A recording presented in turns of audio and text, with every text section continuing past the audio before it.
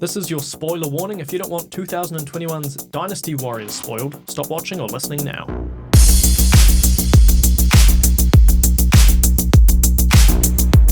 Hello and welcome to Badaptation, where we watch and talk about every theatrically released video game adaptation, their sequels, tie-ins, and whatever else we fancy. I'm your host Finn, and I'm joined as always by my co-host, the buff film buff, Guy. Hello. This week, we're covering the Hong Kong fantasy action Dynasty Warriors from 2021, based on the game series that has about 2021 installments and 2021 characters, Dynasty Warriors. Dynasty Warriors or Dynasty Warriors? Yes. I think Dynasty. I think Dynasty. I will say Dynasty sometimes because I'm inconsistent. I don't trust myself. Yeah. Guy, how familiar are you with the hack and slash action series? Kind of familiar. Yeah. Like, I probably played the original first maybe 3 or 4 Dynasty Warriors. Yep. And I remember when playing them, I was sort of like, hey, this is pretty fun. Like, this is pretty cool. Just going around, chopping up. But it's like, I guess what made it different was that it was 3D. So, you know, this is obviously the sort of, I guess, the modern evolution of the scrolling beat 'em up. So yeah. the sort of scroll, which, you know, kind of started from the sort of double dragon era, which we'll get to eventually, I'm sure. Yep. Both of those dragons. And sort of, you know, like the Simpsons arcade game and Final Fight and like sort of all these kind of sort of early 90s scrolling beat, Streets of Rage. The ones where you go back and forth and you push the same button over and over. And they are normally very repetitive. Yeah. And then, you know, just the enemies change per level. You've got like 3 buttons. And to me, this, like when I first played it, I was like, hey, it's in 3D now. So this was novel to me. Yeah. And I was like, oh, you know, you can, I think they sort of introduced combos and stuff to a bit more detail.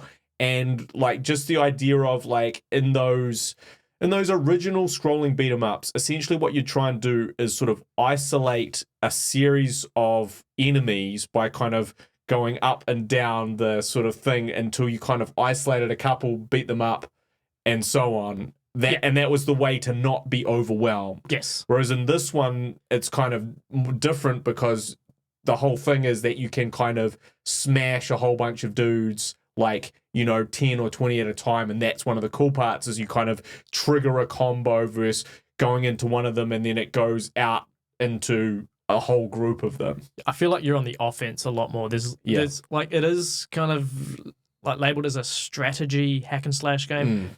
I guess maybe when you're me playing it when you're younger, you play it on the lower difficulty, so you can throw strategy out the window. Strategy. You can just hack and slash on the offense at all times. Oh, there's a group of enemies over there. I'm going to go for the strongest, largest army and press square a bunch of times until they're all dead. And see all those amazing combos that took really no skill to do. See those numbers pump up. 67 hit combo. Yeah. I'm good at this game. I press square 4 times. Yeah, it's interesting. And it was a fun game, I think, in small doses. But I also feel like I remember playing the game and being like, doing like a couple levels and be like, oh, there is literally no variation here. We're just straight into the same thing. And like, I'm getting fatigued playing this game of how samey it is, you know, as we go through. Like, it starts off awesome, starts off super fun, and then a few levels in, you're like, oh man, this is actually getting a bit boring. Can't wait for the next one. And I don't know how much they changed the formula as they sort of went on, like whether they really did introduce a bit more to it. I think they added, you know, more characters, so you had different weapon types, and so you'd have different ways of playing. I think they made the strategy a bit more important. They'd add upgrades, that add, you know, just more to it on top of it, as opposed to really changing it. I mean, adding to it is changing it, but I did feel it got more dynamic, and you had to put a bit more thought into it. You know, you could run around and you could kill all these small armies, but meanwhile the large army's taking over one of your bases and it's indefensible, you've lost. Yeah. It's always good for a quick jam anyway, any of them really. I don't know, when did you come into the Dynasty Warrior? It was definitely on the PS2. Yeah. I kind of, when I think of the PS2, I think of Dynasty Warriors or Dynasty Warriors. And I think like trying to look into which one I played, because it's hard to tell them apart now because they're all just... Well, how many are there now, do you know? No, nobody does. There's no way of finding out. There's no way to find out. So. I think the numbered ones are up to 9. Okay. However, this is also a spin-off of a different game series. That's right. What was the original game series? We'll get into it. Okay. All right.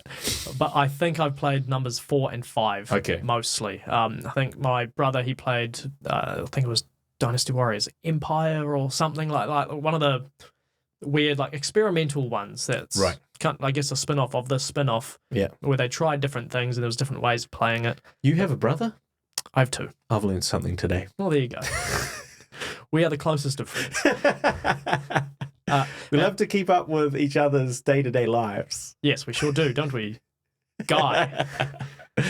And just a throwback for you and any listeners in New Zealand, I used to hire them from Video Easy. Yep. I've played multiple hours of these games and I've never owned a copy.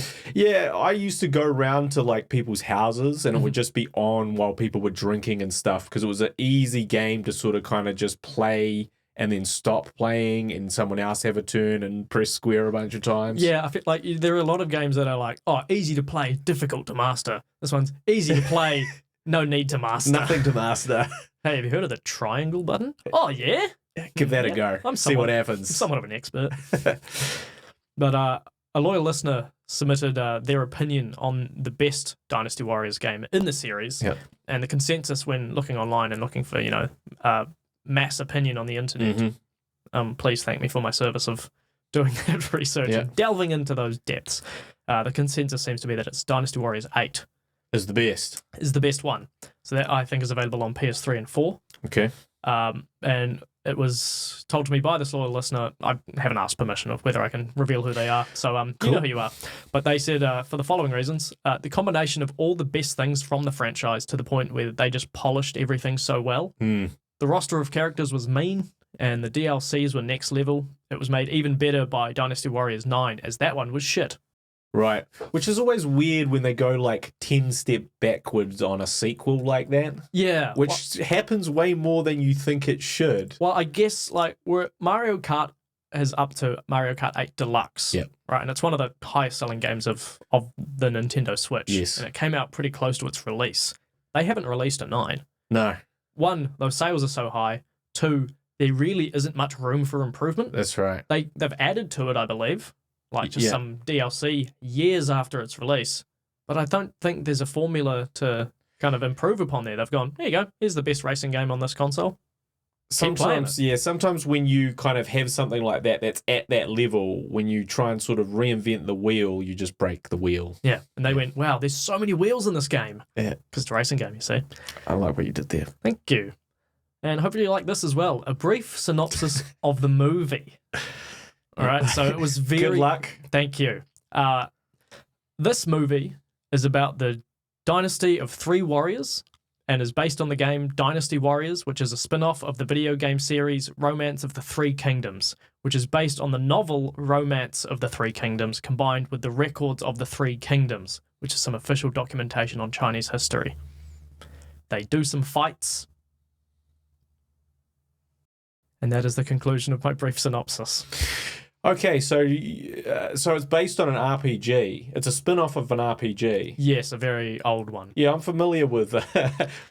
funny you say that, Speaking of very old, what do you think, Guy? I am familiar with Romance, so I never played those games. Right. But I sort of knew of them, and I guess the sort of rap on those games were that they were kind of, steeped in this lore. They weren't actually, like, amazing to play, but they had quite an interesting story. They're still making them. Yeah. Yeah. And they are also very popular, but they're quite, you've got these kind of different styles of RPGs, but obviously we're talking about JRPGs here. These are Chinese, not Japanese. But in the same style, I suppose. More Eastern than Western. Yeah, which is like essentially the fundamental difference between the two, I guess, styles of RPG is JRPGs, at least for a very long time, were all about level grinding. And that was a significant and incredibly boring part of each game, is that essentially you'd sort of run into bits where to progress, the only thing you could do is just run around fighting random things, until your level was high enough. Yeah, farming resources, basically, whether that be experience or stats for your characters. That XP up. Gotta get it up. Yeah. And, well, Dynasty Warriors is all about going around and pressing square. So, Yeah, so it's interesting because I love the storylines of the JRPGs, but I could never, like, even back when, I was a young man and I felt like I had, Wait, like, you were a young man? once upon a time when I had hours. I've learned something today. Hours and hours just to do dumb shit. Even back then, when I was grinding, I was like, "Fuck this! This is so stupid. What? Yeah. How can we say this is a fun part of this game? It's a chore. It is. Yeah. And it is only there really to kind of prolong the game's life. Yeah. When they can't actually make more of the game any other way, it's not good. So I'm hoping that we're slowly. And I do think it is true that it's slowly being sort of retired as a concept, slowly phased out. Now you can just buy that progress. Yeah. Through microtransactions. You don't have to spend time on the game. Grinding is alive and well in sort of online RPGs. That's where it's moved to. Yeah. And it's those online ones where you could grind. You could pay, but you could also grind. But both of them, in a way, are taking something precious from you, which is either your time or your money. Which is weird because money's precious to us. Because grinding is actually, like, in the online world is like considered what's, I guess, enjoyable about the game. Yeah. Like, that was one reason why I didn't want to play, like, No Man's Sky. Yeah. For me, that game was, okay, you take a spaceship, you go to a planet, you get some resources. And what do you do with those resources? You make your ship better. Oh, why? So I can go to a different planet and get resources. Oh, what for? So you can make your ship better. Oh, what do I use my ship for? For going to planet. And it was just, that was the loop already in my head when it was first announced. And that was with all the hype. Even if I had believed everything that they were saying was going to be in the game, it didn't appeal to me. Yeah. Nowadays, apparently, it is very good. Really? Like, they have added so much stuff for free. Right. In fact, if I haven't already, I'm going to recommend a video about No Man's Sky at the end of this, which I've just thought of. An absolute fascinating video about it. Because I read the reviews at the time and I was like, well, this sucks. I have a close friend who took time. He put in leave for a week for when the game was going to release. The classic. How do you know you're friends with a hardcore gamer when they take leave around the release of games because they need to invest so much time in the game? Like, they could be going to another country, another culture, tropical island. I'm going to go get married. Educate themselves, betterment, anything. No. I need to put in at least 40 hours into the new Final Fantasy or I will literally explode. Per day. So when the time came around... No showering. Well, yeah. A lot of them. Yeah, so my smelly idiot friend... running off Mountain Dew and crisps, go on. Yeah. He took the time off, and by the time that the game was announced as being delayed, it was too late for him to rescind his leave, so he just had a week off, and the game didn't release. No, that's terrible. Yeah. He had it coming. Yeah, he did. That's what you get. That is what you get. And the game was what it was. Yeah. So in the brief synopsis, I talked about the Romance of the Three Kingdoms, the game you've talked about, and there was also a novel, The Romance of the Three Kingdoms, that is based on. So that is a romantic novelization of the history of China, and I think it was written in about 14th century. Okay. And that combined with what's called the Records of the Three Kingdoms, which is, this is, my understanding of it. I've looked very briefly. If I'm wrong, I'm wrong. But it's, just the history of, some of the things that happen in China. And I think a lot of it is the three main characters of this movie, because we are going to talk about the movie, Liu Bei, Guan Yu, and Zhang Fei, or Zhang Fei. Again, I'm trying. Yeah. But they are they're all real people that existed. Yeah. All of the people in this movie, all the ones named, I believe, are based on real, warlords or warriors from back in the day. You can read Wikipedia articles about these people. When did they live? When did they die? From, what wars did they win? It's all in the Records of the Three Kingdoms, or there's, heightened versions in the Romance of the Three Kingdoms. Yeah. So, Guan Yu and Zhang Fei were, very close-knit brothers who fought together in like 160 AD to whatever AD. And that, to me, is fascinating because we really don't have a lot of that stuff in Western in Western culture at all. No, we only want to know about fucking Spider-Man. And Jesus Christ. It's about those two. And I know which one I prefer. Fucking care about the Marvel mythology. I think there's probably... timelines. Yeah. You got the timelines right. Like they are believing in a fictional version of actual people. Yes. Whereas we're arguing about what actually happened with these fictional characters. Yeah, and whether or not Such as Spider-Man. Wolverine lost his adamantium skeleton because of Magneto. Come on, guys. All right. You're losing them, guy. You're losing them. Yeah, so I think it is way more interesting for these to be actual people that existed. Yeah. Obviously, whether or not the stories have been blown, which of course they have, you know, obviously for them to even probably be recorded of note, they would have been written about somewhat in a mythic way, as many like historical figures have been. Yeah. The winners, right? Exactly. You know, Napoleon. Yeah. 6'4" Napoleon. Alexander the Great. Yeah. Also tall. Yeah. 6'5", I believe.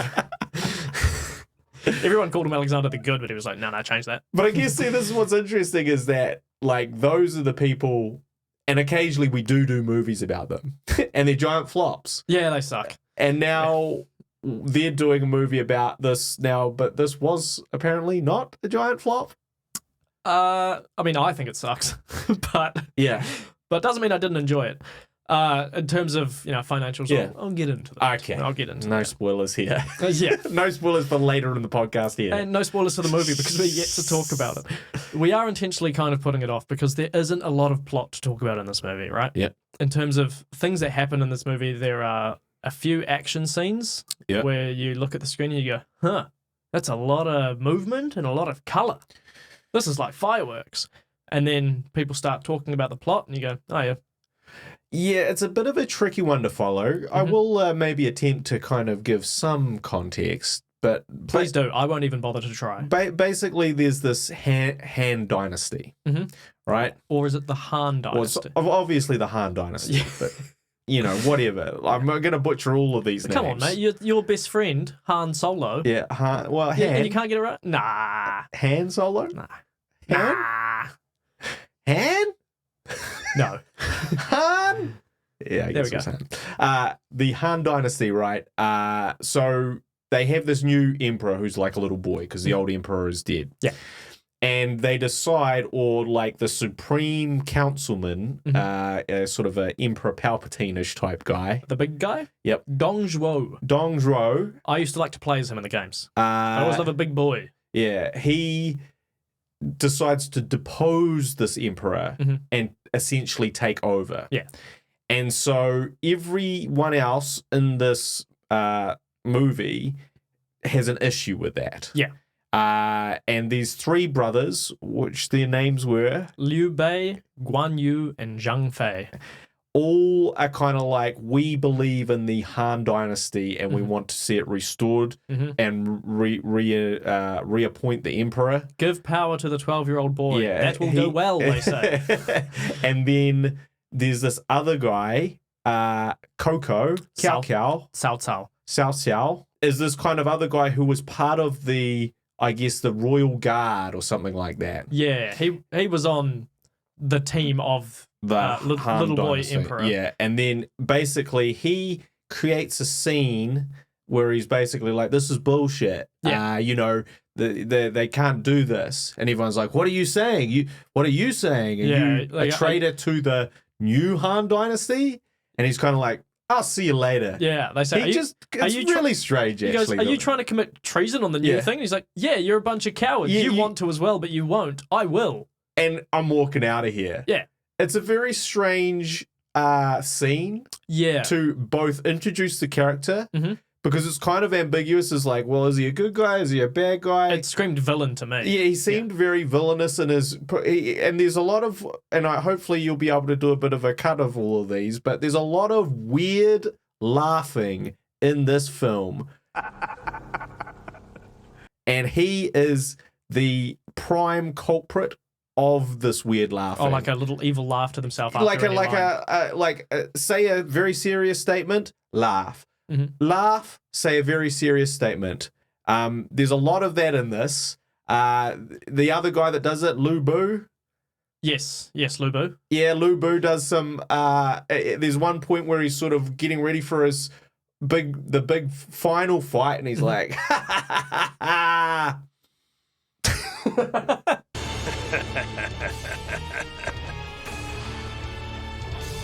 Just drops it, you know? And it's like, what was he laughing at to begin with? Why did it turn serious? Did he have a funny thought, then a serious thought? He said, this is my Joker origin story. But there's a lot of that. Anyway, Xiao Xiao is like the worst at it for just like laughing at inopportune times. I think that's a very villainous thing to do. And it does, and each time he does it seems kind of villainous, but then he's meant to be the good guy that essentially all these other people are rallying round to overthrow the new Han dynasty. Because he started the rebellion. And he starts the rebellion, but then he appoints this other general ahead of him. It's all very weird. And like throughout the whole movie, like literally right up until like 10 minutes before the end of the movie, they're introducing new characters. Totally random. See, I think it's one, they've got too many characters to go off, and you know, the original text that these things are based off. They've got all these real people, so let's try use all of them. Same thing with the games as well. You know, they've got so many characters in the games. There's only ever going to be more as more games, you know, progress. And they're definitely banking on setting up a franchise. They sure were. Who isn't these days? It's exhausting. Just give me a movie that's one story. That really confused me when I was watching it. But so anyway, they all band together, and then they basically come up against Lu Bu. Yes. And they're basically like, no one can beat Lu Bu. Lu Bu is like invincible. He's like definitely one of the toughest bosses in video games that I remember. Right. He was always so much stronger than every other enemy in the video games. Like I remember Lu Bu. Right. I remember the big like red antenna thing he's got. That if you look him up on Wikipedia, the picture of him, he's got that. Like that is a staple of his look. That's pretty cool. Fuck with Lu Bu. Yeah. So anyway, they decide to fuck with him. Yeah. And they're sort of like, and it's weird because they at some point acknowledge that he's invincible, and then sort of be like, but let's give it a crack, eh? Yeah. And then also, but a little bit prior to that, they also have to fight one of the underling guys, who is this that scene? Yeah. Yes, that scene. So there's only one scene that I really wanted to take note of, one that I rather enjoyed. Yeah, so that is when they want to take on one of Lu Bu's fighters. He's taunting all the protagonists outside their safe haven. Yeah, which is this not an overground lair. You know, on top of a cliff. It's like a cave in a mountain. Yeah. And the general, Hua Shong, I believe, he's wanting some 1v1 action. Yeah. You know, he wants to do some real competition. Wants to do some quick scopes on Rust or whatever it is that the kids do. And they send out, one warrior at a time. And, he's got his giant army behind him, but he's going 1v1. He's kicking everyone's ass and killing them. And chopping off their head. Yes. And what does he do with those heads, Guy? Well, with every beheading, and this does indeed defy both logic and gravity, it's like he's, so when you chop off a head, I don't know if you guys know this, but it just falls off. No, we've all done it, Yeah. So when you chop off a head, it just falls off. It just falls off the torso. Yeah, and the blood, the mess. Okay, that's what happens because you're disconnecting the head from the body. Gravity will take that head to the ground. Downwards, yes. Yeah. Because that's how I understand it. Slicing through. Okay? Yeah. But somehow when he does it, it's like he's hitting it with a baseball bat. So he's not severing the head, or he is severing the head, but somehow the severance launches the heads about, I don't know, several miles. Yeah, like it takes them minutes to get there riding a horse as fast as they can from their cave down to this area where they're doing the 1v1s. And he's launching those heads. Hitting home runs every time. Right through their little opening lookout of their cave. Sending a message every time. Yeah. Hilarious. I love. Yeah. And then eventually they send Guan Yu. Yeah. Who's, I guess, he's kind of seen as like the main guy. He does the main fighting, especially at this point. Well, he does the main fighting, but the main guy under the command of Liu Bei. Is Liu Bei. Not Lu Bu. Different. Yeah. Liu Bei is like the like former bloodline of a prince from somewhere once upon a time. Like, it's hard to kind of root for these people because it's like, okay, do we like for the enemies? Let's say the 12-year-old boy. Yeah. The entitled 12-year-old boy who was born into this. He deserves it. No, the big guy who's just overpowering him with chubby guy. His political power and strength. No, he should have it. I'm like, I don't think any of these guys deserve it. Or what about Xiao Xiao, the guy who kind of walks around murdering people, including his like master, who he comes across and is like, yeah, well, he might have sounded the alarm or something if I hadn't have done that. Yeah. Look, I'd rather do wrong to the world than be wronged by the world. What a selfish man. He's our hero. Yeah. But if you're killing bad guys, are you a bad guy? Who murders the murderers? Yeah. All right. Dexter. Yeah. The show. Yeah. And in terms of my notes, I have nothing else. I kind of clocked out. I had already seen this movie before. Yeah. And when I first watched it, I fell asleep during it and rewatched it, watched from when I could remember. And then this time I had to start it 3 times because I just couldn't get into it. Because the only thing compelling about this is the action. Yeah. Because it's ridiculous. It's over the top. Very reminiscent of the games. Yes. And also the silly VFX that go alongside it. Man, some of the VFX are really silly. I mean, there is literally a point where a guy is kind of surfing on a horse down a river, which reminded me of Escape from LA when Snake Plissken does some surfing of his own in the post-apocalyptic LA, looking just as bad and fake. Yeah. Both of these things don't belong in a film. I think, though, like, when the physics is so silly that you can kind of get away with the bad VFX. I feel like there's, like, if you're going to make it silly, it can look silly. If you establish no rules from the very get-go, you're like, well, I guess there's no rules, so he's surfing on a horse. Yeah. He can run up, and obviously, we sometimes talk about the reality of these films. It is kind of established early on. Look, there's no reality here. No. I mean, no one questions the fact that there's essentially a bunch of normal people. No, they do. They address this. They say that, like, some of the warlords, like, they had mythical powers. Okay. They mention that, and then you just go with it. Yeah, because some people have learned essentially to be magic, but most people haven't. Or were born into it. Yeah. Who knows? It seems to be a lot of people just born into stuff in this movie. I guess that's how dynasties and kingdoms work, right? It's true. You can be born into powerful magic. Too bad if you're born a peasant, because you'll just get fucked up by one of them. Yeah, we can be born into mediocrity. So I made a couple of notes in the opening sort of fight where we find these 4 brothers. One of the magical things done by a guy with ridiculous eyebrows. You want to talk about eyebrow wigs?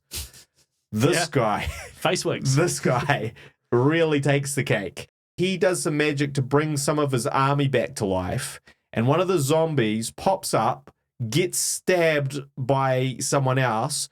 Then he flips that guy around and stabs him with the knife that has run through the zombie. So he stabs himself, pre-stabbed, onto the other guy, unstabbed, double stab. Kebab.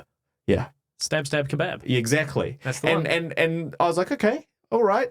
Well, that's this kind of movie, is it? You can get creative when it's so silly. You don't have to base it on realism. You go, what if a guy could just, like, kick a guy 300 meters into another guy or whatever, And certainly some of these fight scenes are very reminiscent of the game. Yeah, there's bits where, an army will be launched into the air and then they'll spin their weapon around and they're all set on fire and they're dead. And that's square, triangle from Dynasty Warriors 4, if you play as Lu Bu. It also should be noted that this Dong Zhu... Close enough. The Dong... Yes? Oh, from the movie. Yeah. Sorry, yes. He is saved in this opening thing by those 3 brothers, who later spend the whole film trying to kill him or, Yeah, I guess that he hadn't committed. He hadn't usurped the... little boy. Yeah. So you brought up the face wig. Yep. One of the 3 heroes. Zhang Fei. Yeah. I believe that he is the winner of your favorite segment, Worst Hair. Yeah.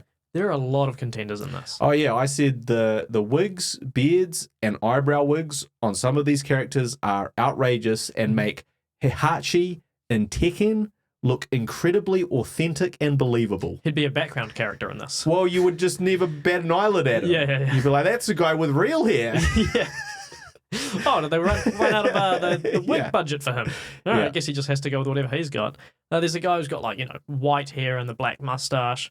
Zhang Fei, the one I mentioned, is one of the three brothers. I think it's the one with the bad fake tan. Yeah, and the long Fu Manchu. No, that's Guan Yu. Oh, and okay. I also think that was terrible. Okay. He also does this little taunt where he runs his fingers through it, and I think you're just highlighting how wispy it is. It looks silly. I don't know. Well, not silly in a cool way. Just I don't know. It looks a bit dumb.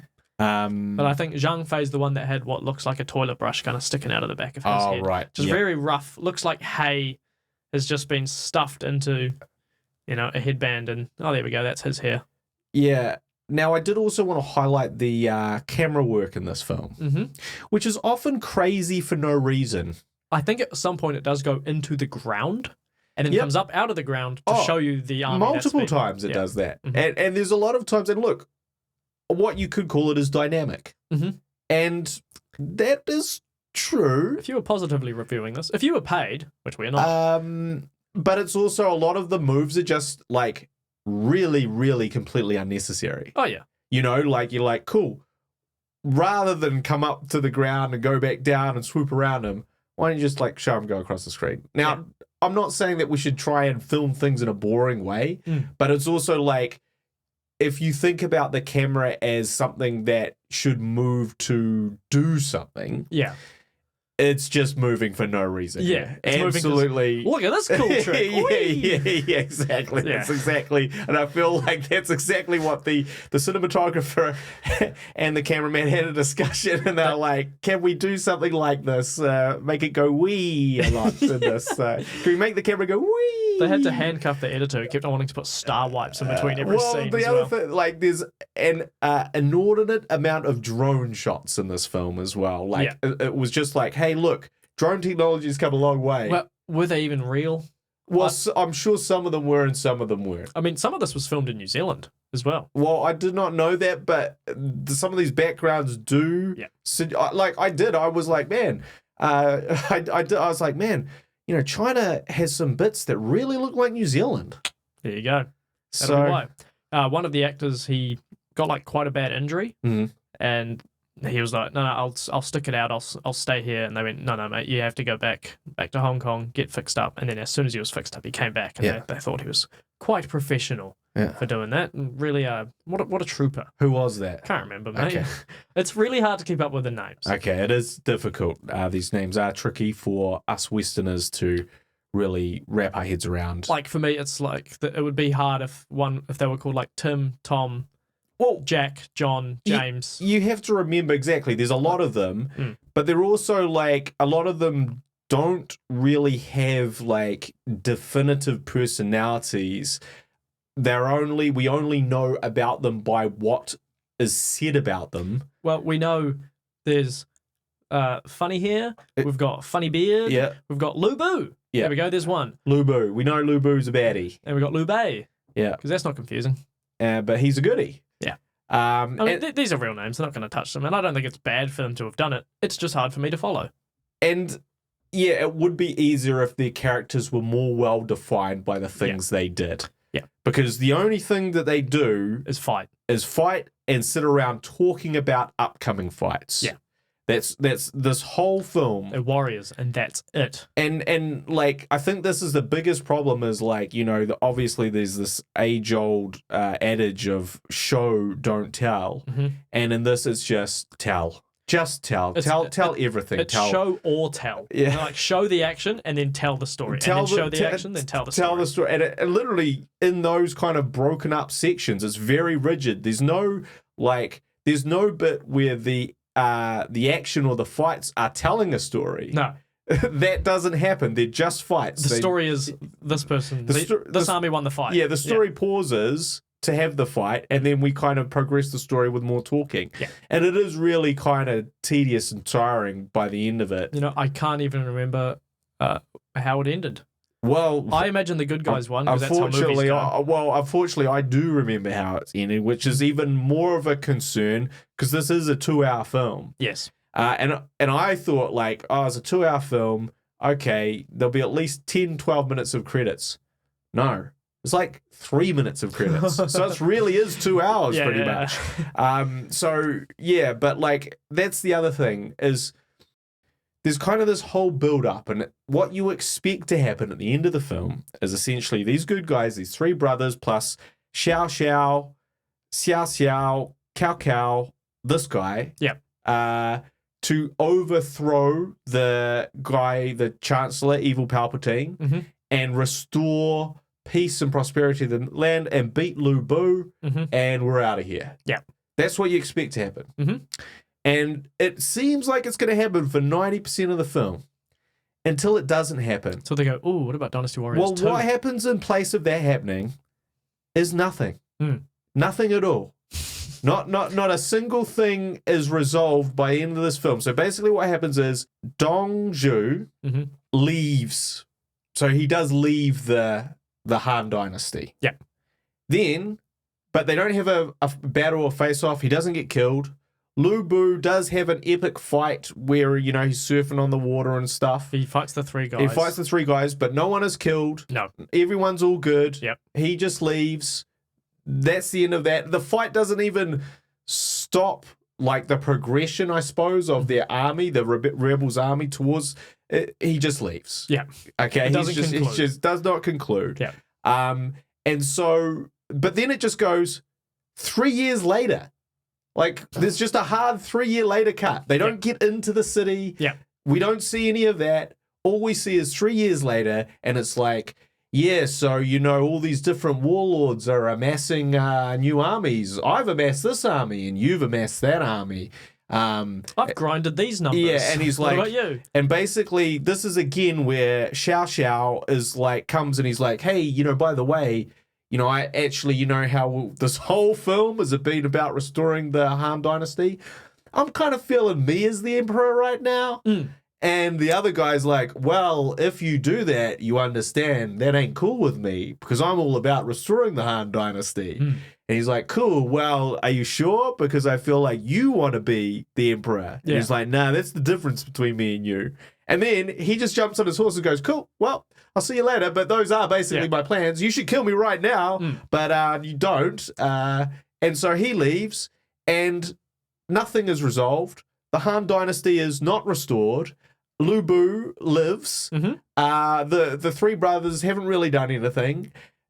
This hero that we've championed for the whole thing, Xiao Xiao, was maybe a bad guy, but we don't really know. We don't really know what he's going to do, what's going to happen.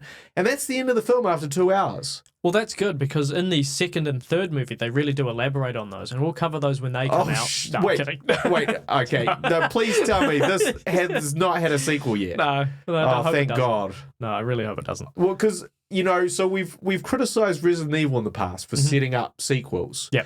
But I have to give Resident Evil some credit in that they do at least resolve the kind of story within that movie before setting it up. Yeah. This... You see what this podcast is doing to us? We're going like, you know, Resident Evil was a classic. I never knew. I never understood. Until I watched dog shit, I didn't realize how good dog food tasted. Yeah. Yum, yum, yum. Let me eat that up for another 5 movies. Now we're sitting here, I miss dog food. Oh, no. So, yeah, because Dynasty Warriors is all about setting up a story that has absolutely no resolution or conclusion or any attempt. Or anything compelling along the way. And all that setup was just people sitting and talking, much like a JRPG, if we're being real. Much like politics, am I right? Just a bunch of people talking. Sitting around, playing chess. They should make them fight. So, yeah, it was a very disappointing ending because I was like, oh, man, you really, like, there was not one kind of, like, for your audience, presuming that there may or may not be a sequel. Yeah. You have given them absolutely nothing. No takeaways after this film. Except nothing for the at all. action scenes. Yeah, except for the action scenes, which have no meaning and no stakes because not a single person of the main characters dies. Yeah. I mean, even that guy with the big eyebrow wig at the beginning gets stabbed and then runs away. He doesn't actually die. They don't kill him either. No, because he's in the game still. And he never comes back either through the rest of the film. He needs to last until Dynasty Warriors 10. Well, I was like, hey, that wizard guy that can bring people back from the dead, he's going to be real useful. No, he's not in it for the rest of the thing. So why didn't they just kill him at the start? Or not include him to begin with. It's so strange. However, what's the best part of the movie, Guy? Well, can we just mention Lu Bu's love story? Yeah, let's mention it as briefly as it is in the movie. So he sees a woman who's very young. In the water. He sees a woman in the water. In a lake. Yeah. Queenstown, potentially. Or Lake Wanaka. Really, really cold lakes. Yeah. And he sees her and he goes, hey, why are you going to kill yourself? And she goes, because I'm being forced to marry a guy that I don't want to. And he goes, huh. Well, that's really bad. Don't kill yourself and I'll force you to marry me instead. Tell them I'm a hero. That's it. Also, by the way, I'm madly in love with you, a lady that I met for 1 second. Yeah. And she's like, well, how do I know that, you're telling the truth that you really love me? Because I'll kill you. And he goes, he goes like this. He takes his knife and he stabs himself in the arm. Mm-hmm. And she's like, oh, okay, yeah, damn, I believe you. So that's the whole... That is such a good out. That is such a good out. You just lie to somebody, make something up for your own benefit, and they go, how do I know you're going to follow through? Just stab yourself. Just stab yourself in the arm. Yeah. Well, it reminds me of the old, it's a classic Vincent van Gogh play, isn't it? Sure. The classic, cut your ear off, send it to your love, and hey man, He's really lowered the stakes, this whole cross my heart, hope to Vinny die Van kind of Gogh thing. play. It's or chopping off your ear and sending it to someone. It's like, I'll stab my arm. Well, it's just like, hey, I heard about this painter that did this shit. That's how much I care. Oh, you must really care. And let's not revisit that. Or if they did, I wasn't paying attention. No, they didn't revisit. Well, I think it turned out that because he didn't actually ask her who she was marrying. No, he just said, "Oh, kill them if they try." Yeah, and apparently who she's marrying is Don Zhu, I believe. Great. Yeah, and he's doing that whole trope of he's sitting on a throne and he's covered in a harem of women. Which we never see that marriage. We don't know if it actually goes through. And then someone goes, hey, by the way, if you do that, you have to kill that bastard. And she's like, yeah, I know. And it's like, what is going on here? Yeah. Lu Bu, Dong Zhu, they're gone after that. Oh, sorry, just looking at the time. We've talked about it more than it happened in the movie, so we have to move on. Okay. Best and worst of this movie. For best for me, I've got faithful adaptation of the defiance of physics, superpowered attacks on large armies, and over-the-top VFX to enhance all of it. Yeah, so, I mean, best for me, probably the kinetic crazy camera work, which I just criticised earlier. My favourite thing was that thing I barely liked. Yeah. And worst, boring. Too many people.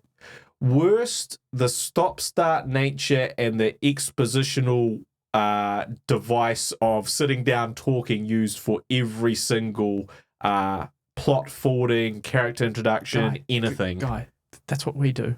What? We just sit around and talk. I know. Oh. But we do cut to action from time to time. Yeah, their actions. We're reviewing the thing. What do you want from us? Hey, we're the true Dynasty Warriors. Yeah. But now it's time for our favourite segment. Don't you know? And boy, there really is nobody talking about this. Like the movie, the game series at the moment, maybe it's in a bit of limbo because the last one sucked. But all the information I could get that was, I think, worth mentioning a little bit. Three Kingdoms Tactics is a spin-off of the game Dynasty Warriors, which is a spin-off of, yada, yada, yada. It's a mobile game, and it's grossed $1.2 billion worldwide as of, March 2021. Not a bad haul. Jesus Christ. I've never even heard of it. Right? Do we know how much the budget of this film was? The budget, of course, was $300 million. 300 million? Yeah, in Hong Kong currency. Which is what, 100 No idea. 50? Again, No way to know. No way. No way to check that. The box office was 3.31 million US. Which is presumably lower.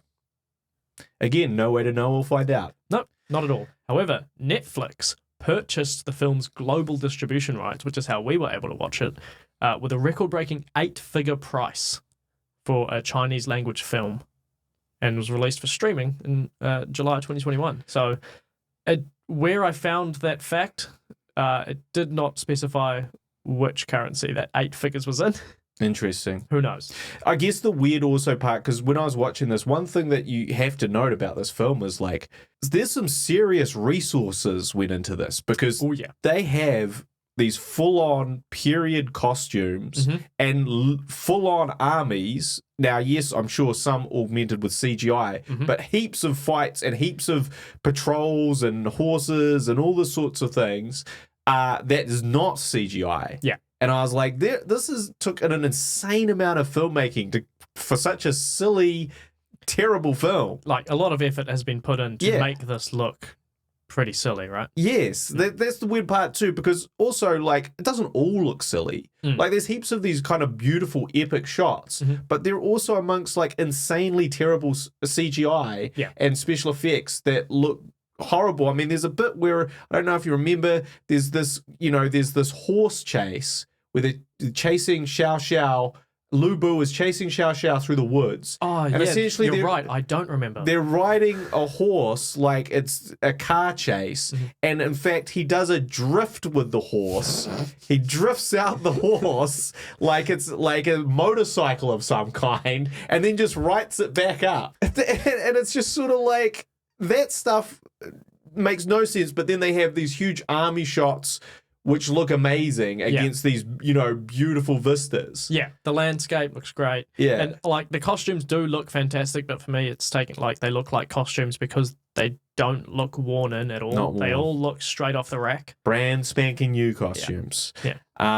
Also, I should just point out one other bit is before the final battle. Like the final battle, and it spends... The inconclusive one? The inconclusive one that means absolutely nothing by the end of it. Yeah. But in this final battle, which, by the way, they spend altogether too long with the setup shots of all the brothers kind of moving in slow motion. Yes. And then they have Lu Bu moving in slow motion between his army. Yeah. And it's like, okay, cool. But then there's this weird slow motion. It goes them, him, them, him. And then it goes to Lu Bu and he just leans down and pats his horse in slow motion.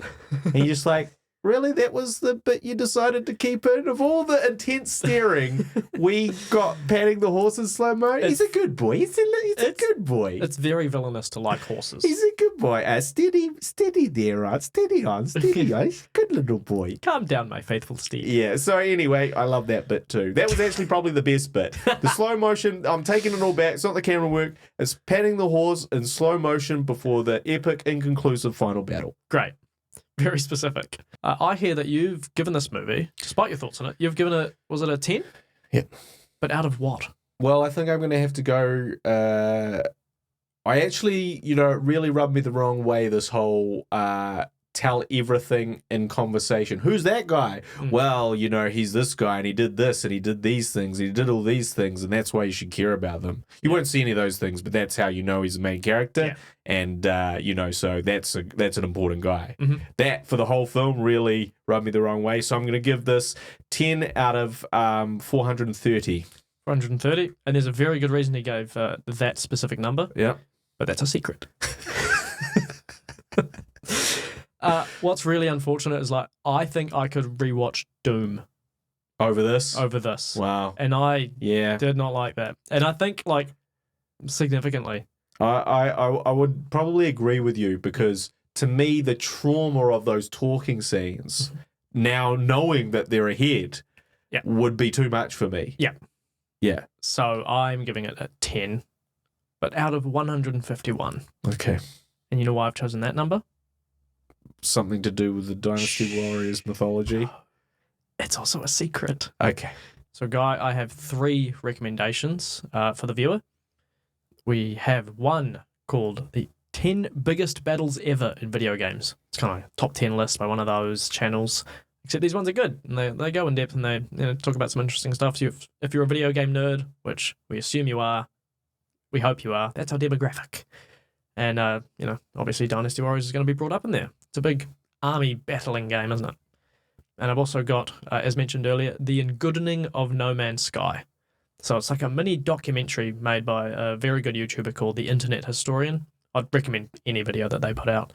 And they go into the depths of how No Man's Sky got such a bad rap. It had such good marketing and then didn't live up to the expectations and the hype. So it goes into how that hype happened, why it happened, and what they did to kind of make up for that. So that's a fascinating video. And my third recommendation is don't watch this movie twice. Maybe don't even watch it once. Up to you. Yeah, look, you'd be hard-pressed from me to recommend you watching this once. Not enough schlock.